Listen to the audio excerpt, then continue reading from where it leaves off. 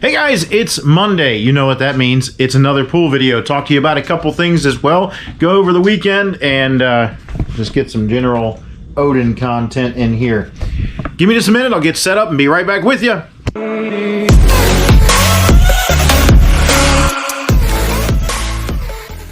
Hey everybody, welcome back to the channel. Odin is running outside. There he is. My name is Max. That's Odin. Angie is inside because it's 7 o'clock in the morning and she's still asleep. Don't blame her. I'd rather be asleep too, but I have to teach today because it's Monday. I only have 2 more weeks. Yeah, 2 more weeks of teaching and then we're done for the summer and then I go into the fall calendar year thing. Semester. Woo, words are hard, and I'm a teacher. That's bad. So yeah, we are resellers. We buy low somewhere local, and we sell high somewhere else, usually online on eBay. We go to yard sales, thrift stores, flea markets, you name it. Anywhere we can buy from, we'll buy it there and turn around and make a buck on it somewhere else. We do that, like I said, mainly through eBay. We have dabbled in Whatnot recently. Haven't had a lot of success there. I do need to get together another Whatnot auction. We're going to have a yard sale. Maybe this week, maybe not. I think that we're going to go, the 127 sale is coming up here in 2 weeks, and I think we're going to go down and visit the old school picker and see what he has going on. I started looking at hotel rooms last night, and boy, it must be ridiculous down there for the 127 sale. Not really looking forward to it because hotel rooms in the middle of nowhere, Tennessee, not nowhere, you know, I don't say that negatively, but it's like, it seems to be like it's a smaller area. Hotel rooms are $200 or more where he's at. So that's insane to me, just for a yard sale. And talking to him, he said that the traffic gets backed up to bumper. That's nutty. Here in Cincinnati, yeah, it's a big deal, but it's not huge like that. Granted, going through the city is a whole bigger ordeal than I'm sure going down through there, because 127 runs directly up through Kentucky, jumps across the river, and goes directly through downtown Cincinnati. So, of course, you know, a city where we have, I think, like 1.8 million people in our metropolitan area, something that big, we're not going to see any yard sales on the middle of in the middle of downtown, blocking traffic, that kind of stuff. Last year when I went to it, it started to get big as you got outside of the Loop Highway. So you're talking 10 miles from downtown, give or take, more or less. So we may just hop on the highway Friday morning, early Friday morning, and head down through Kentucky and Tennessee, stay down there overnight. They have a get-together Friday night, and then go yard sailing down there Saturday and come back on Sunday. That's kind of the way it looks. We have a sitter set up for our elderly aunt. I'm looking forward to time away. But let me get to the meat and potatoes. I'm just rambling at this point, kind of what I'm good at. Excuse me, buddy. Excuse me, handsome boy. Thank you. Let me get some meat and potatoes of what we have going on. We've got 10 orders going out of here today for $572. I'm starting to realize that this is probably where we're going to be for the next month or two. Last year for us, we really took off in the month of September, and I'm hoping that that happens again. Right now, we're doing okay for the year. We're averaging a little over $5,000 in sales for the last 31 days. That's down 30%, and that's kind of where I expect summer sales to be.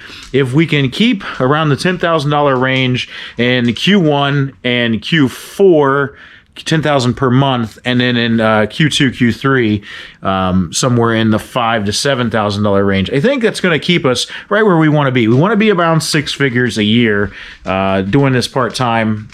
I know it seems like we do way more than part-time, but we don't. We really don't. We spend a lot of time with family and a lot of time just kind of generally slacking off. That's kind of what we're good at. So 10 orders going out of here today for $572. We're scrolling down to the bottom of it, and you're going to start to see that, you know, we've picked up a lot of video games lately, and I think in one of my other videos I said that we are about 30% off on our sales, and in a different video I had said we are 30%.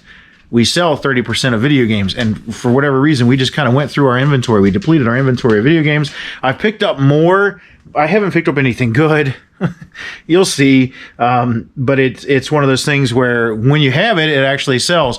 Our first item going out is G2. It is a snap-on. Had a couple questions on this, and it was a little weird. I hate these things. I tell my students, because I'm being attacked. I teach automotive, and I teach electrical. There it is. This is a snap-on test light.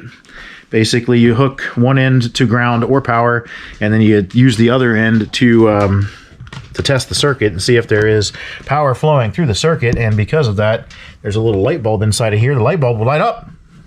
Problem is, you're adding resistance to the circuit, and in modern vehicles, you could fry something. So I tend to try to stay away from these kind of testers, but they do work for older cars pretty well. And if you know what you're doing, you can get away with it. But that one's brand new, $59.99 plus shipping going out of here.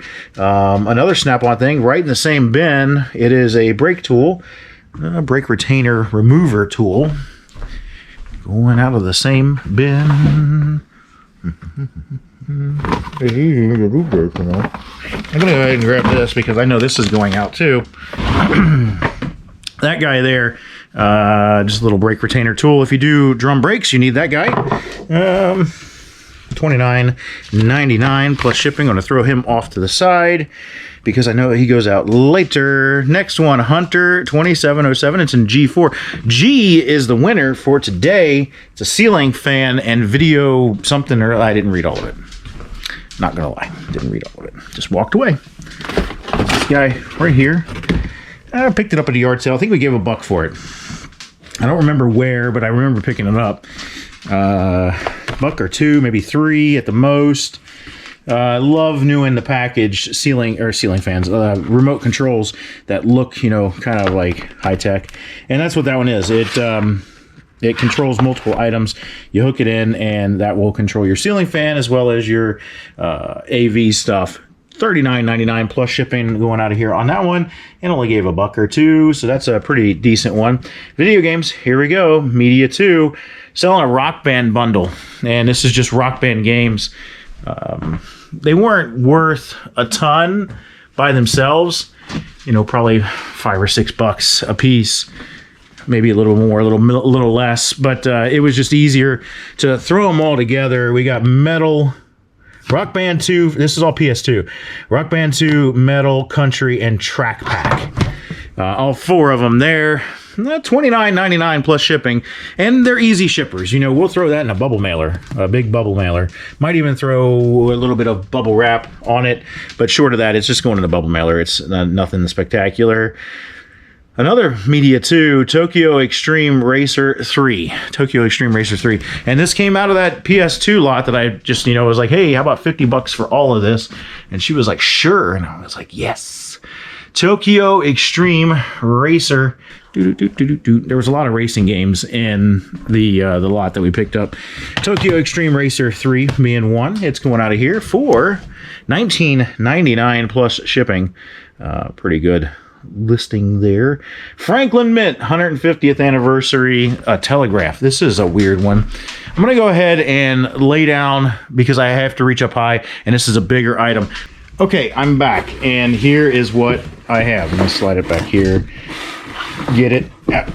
What I have is a pain in the butt, and I screwed that up because I put it in a box because I wanted to see if the box worked with the telegraph, so I just left it in the box, and apparently the tape was hanging off the side and it got stuck to a video game. But this is what it is. It's a Franklin Mint telegraph. I don't know. I went to do a private pick. A guy I found on Facebook, and he's contacted me a couple times. He sold me a bunch of really good records, and you can't really see them, but he sold me a bunch of rock and roll, 70s and 80s rock and roll records that are going to be worth where the money is. Total spent, I got some erector sets, some Olympic pins, some weird Russian pins, and this guy, I think I spent $70 total. Well, this one sold for $74.99 plus shipping. Probably could have sold it for more because it wasn't listed for more than a day. A lot of this stuff is recent listings. I know this and this and this and this were all recent listings. So if you want to boost your store, if you're like, oh, nothing is selling, list stuff. You know, some of the fresh inventory will definitely move. Whereas, you know, we've got 927 items. By the way, yeah, that's a great thing. We are well over 900 items now. 927 as of this morning, and I just sent out offers. So we're gonna get more stuff going out. Here is a Bolo. Man, this is a good game, and usually I try to grab Grand Theft Autos just because they sell better than other ones. It's a popular title, so people want to buy it. But PS2 GTA Liberty City Stories. This particular one is it has the map. Do I have the right one? Because I feel like I don't. Vice City Stories. I got to get the right one. See, I almost screwed up, and Angie loves it when I screw up. So she's probably going to thwart me tonight when she reads this, when she watches this video. Let me get the right one here. I have PS2 on another shelf, and it's not there. And now I'm completely lost because I don't see it. I know we have it because I pulled it out myself and showed it to her and said, hey, look at this. There it is. It's on the wrong shelf. Ta-da! This is the one. Vice City Stories. Vice City Stories. This has the map in it and the manual and everything. This is the life of a reseller, losing stuff. Map, manual, everything. Complete in box. And it sold for $59.99. Great pickup there because that paid for all of the video games that we bought. I bought that whole big old box. So consider that paying off the video games, profit, and that's $50 in profit right there. And we still have a ton of video games not only listed, but left to list that may not get necessarily sold in a lot. We might throw them in a yard sale because I've got like all this stuff over here. You might see some of this stuff that I've picked up. We don't like listing $5 items. I just don't like listing them because they clog up inventory and they're not fast sellers. It's not fun, you know? So we don't list them and we're just going to throw them in a yard sale. I got 4 video games going out and this is an old one. Dreamcast times 4. It's in our bin i4. Dreamcast times 4 means that it's 4 loose Dreamcast games. Don't remember where we got them. No idea. They weren't worth anything. It's an NHL game, an NBA game, and 2 NFL games. Sports games for Dreamcast, which is odd. But $9.99 going out of here. Next one is Q3. It's a VeggieTales Noah's Ark. This was a random pickup at a random yard sale. I took Judy to a doctor's appointment, and I saw signs for a yard sale that was happening around the corner, and took her with me. I said, you wait in the car. I'm going to go to these yard sales. And it was a community sale, and there really wasn't much there. It was super saturated. There were a ton of people, but I did manage to pick up that guy. They wanted $10 for it, and I was like, okay. So I looked it up, and it turns out that out of the package, this thing sells for $50. We listed it. It's only been listed for a couple of weeks, but we listed it at $99.99, and it sold, and it's going out of here today. So that's pretty good. But yeah, this is going out of here. $99.99, and we paid $10 for it, and Odin is happy to see it go out of here. So one thing I did want to talk to you about is I was pretty aggressive when it came to those video games because I get sick and tired of dealing with people. I put in another ad for car parts, and you've heard me before, like I hate Facebook Marketplace sometimes. And I put out another ad for car parts saying, hey, I've got car parts for sale. I'm trying to reduce some inventory, and hundreds of messages. Literally, I'm guessing 300 messages at this point, maybe 400. It's insane the amount of messages I get on these car parts. And it's always the same crap. To the point, like the people that I've been Facebook friends with for years, I am pissing off. And I don't care. Because if you're going to send me messages and you're going to talk about a whole bunch of crap, and then at the end of the message, you're going to be like, well, in 3 months when I get money, are you kidding me? You know, 3 months, or maybe not even that bad, but it's insane how people think, you know, do you go to Walmart and announce what you're going to buy for groceries next week? No, you don't do that. So stop wasting my time like that. But people don't get it. People 100% don't get it. So when I lash out at them and say, hey, you know, Stop. Let me know when you have money, because this is getting ridiculous.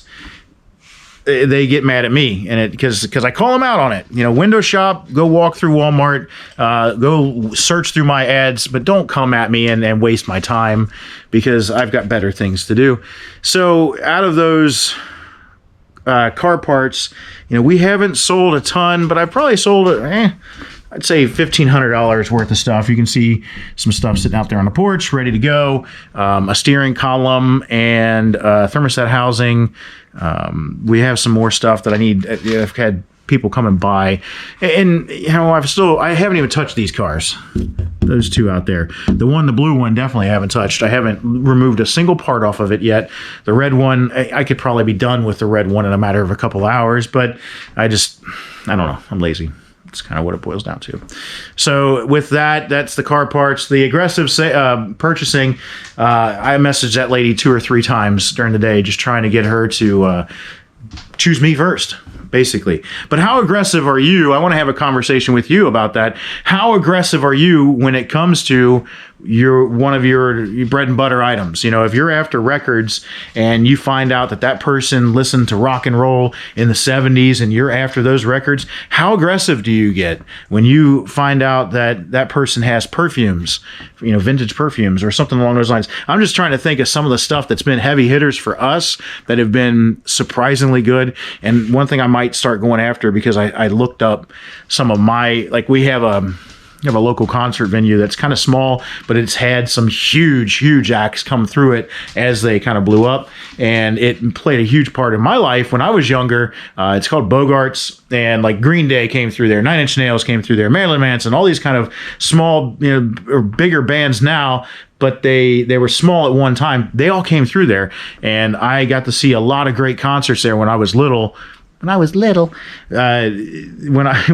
younger, and a concert that a band that I never got to go see is coming soon. So I started looking at, hey, wouldn't it be cool to have some of that old merchandise? And this is kind of what people think of when they go to eBay.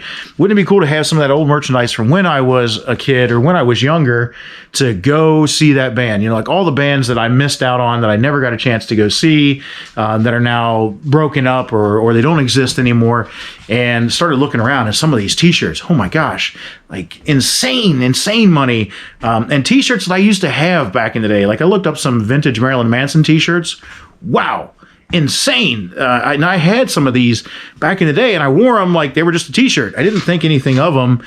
Same with Smashing Pumpkins, same with Green Day, Hole, and those kind of stuff. There's t-shirts that are worth $50 to $100 that I had that they were throwaway t-shirts. And I didn't think anything of it. But looking at some smaller bands, those are easier to get. But this is a smaller band. It's just it's Helmet. If you've ever heard of them, Page Hamilton and Helmet. A great band from the 90s. I think they were formed in the early 90s, but played an influential part in my life as far as music goes, and I love some music. So rock bands, t-shirts, I just learned about those. I want to start looking more into them because they seem cool. Anyway, how aggressive do you get on when you find out someone has stuff and you make that contact? My suggestion for you is don't give them your number and wait for them to call you. That's my suggestion. If you're going to take step number 1, take their number down, and you can segue it. This is how I did. 100% how I did. I looked at the lady and I said, can I give you my number? And because you get that, immediate reaction. When she said, I've got video games, I was like, great, fantastic. I'd love to connect with you. She said, come by again tomorrow. And I said, well, how about this? I'm not sure I'll be available tomorrow. How about I give you my number and you call me when you pull them out? And she said, okay, that'd be great. And when she started pulling her phone out, I was like, even better, this will work even easier. How about you just give me your number and I'll text you right now, and that way you have mine. Easy segue. Easy segue. And that way, you know that you have the upper hand because you can reach out to her. You can initiate contact. You are going to be 1,000 times more likely to reach out to her than she is going to be to reach out to you. It's just the way it is. Family stuff happened. And even when I reached out to her, she's like, oh, I forgot about this that I had to do today. And I forgot about that I have to do today. So it's just one of those things where if you can do, if you can be the initiator, then it's definitely going to help you as far as negotiations go. But how aggressive do you get? I mean, do you hang out at their house? Do you invite yourself over for dinner? You know, or are you super laid back? Just kind of want to hear your stories on it to know how crazy I am. So that's kind of our thing. Finally ran into somebody that had seen the channel before without me mentioning the channel. That was cool. They came to buy car parts last night, and I mentioned I have a YouTube channel. She's like, "That's where I know you from." I was like, "Really? That's creepy, weirdo." Not really. She was cool. But it was kind of different to, you know, have that experience. She's like, "I've seen your channel," because she watches these kind of videos, the reselling videos, while she's at work. So yeah. Anyway, I'm going to get going because I have to get to class. So that's us for today. Thanks for tuning in. We will see you on the next one.